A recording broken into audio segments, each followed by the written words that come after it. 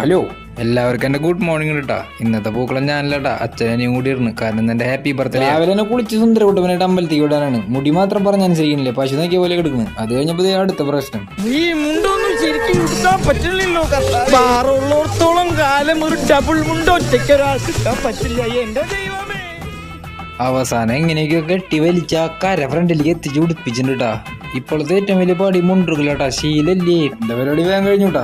ഇതുവരെ കഴിഞ്ഞില്ലേ, 1 മണിക്കൂറായി സാരി എടുക്കാൻ നിൽക്കുന്നു. അവരെ കഷ്ടപ്പാട് അവർക്കെല്ലാം അറിയൂ. അങ്ങനെ എന്റെ ബൈക്കിന്റെ താക്കോലെടുത്തിട്ട് ഞാനും ഇറങ്ങിയിട്ടോ വീട്ടിൽ നിന്ന്. എന്തിട്ട് ചിരിയില്ലേ, കണ്ണിടല്ലേട്ടാ. അങ്ങനെ നമ്മൾ അമ്പലത്തിലെത്തിയിട്ടാ. നമ്മളെ വല്ലച്ചിറ അമ്പലത്തിലാണ് ഞാൻ വന്നേക്കുന്നത്. ഇവിടെ ഞാൻ വായ നോക്കാനും ഭരണിക്ക് മാത്രമായിട്ട് വന്നിട്ടുള്ളൂ. അങ്ങനെ ഇവിടെ തൊഴാൻ വരല് കുറവാ. എന്നാൽ ഇവിടെ വന്നപ്പോ എന്തോ ഒരു പോസിറ്റീവ് ആയി പോയി. ഇതെങ്കട ഈ പടച്ചു പോണാവോ. ഞാൻ എന്തായാലും പിന്നാലെ ഒരു സ്ലോ മോഷനിൽ വെച്ച് പിടിക്കുന്നുട്ടാ. നിക്കമ്മ ഞാനുണ്ട്. ഇതാരോട് പറയാൻ, ആര് കേക്കാൻ. എന്തായാലും പിന്നാലെ വെച്ച് വിടന്നെ. അമ്മന്റെ പെറുപുറത്ത് പോണ്ടിട്ടാ. കുറച്ചൊക്കെ ഞാൻ കേട്ടു. നീ വീഡിയോ എടുക്കാനാണോ അത് തൊഴാനാണോ എന്നാ ചോദിക്കുന്നത്. ഞാൻ പറഞ്ഞു രണ്ടിൽ ഇതാണ്ട് നമ്മുടെ മീൻ ഇട്ടത്. ഇവിടെ മീനൊന്നും കാണാനില്ല. പക്ഷെ തീറ്റിട്ടെല്ലാം കൂടി പറന്നു വരും. കിട്ടിയതാ പിന്നെ അമ്മ ജർമ്മനിയുടെ കൊടി വരച്ചിട്ട് തെറ്റീമേ. എന്തായാലും ആവട്ടെട്ടാ.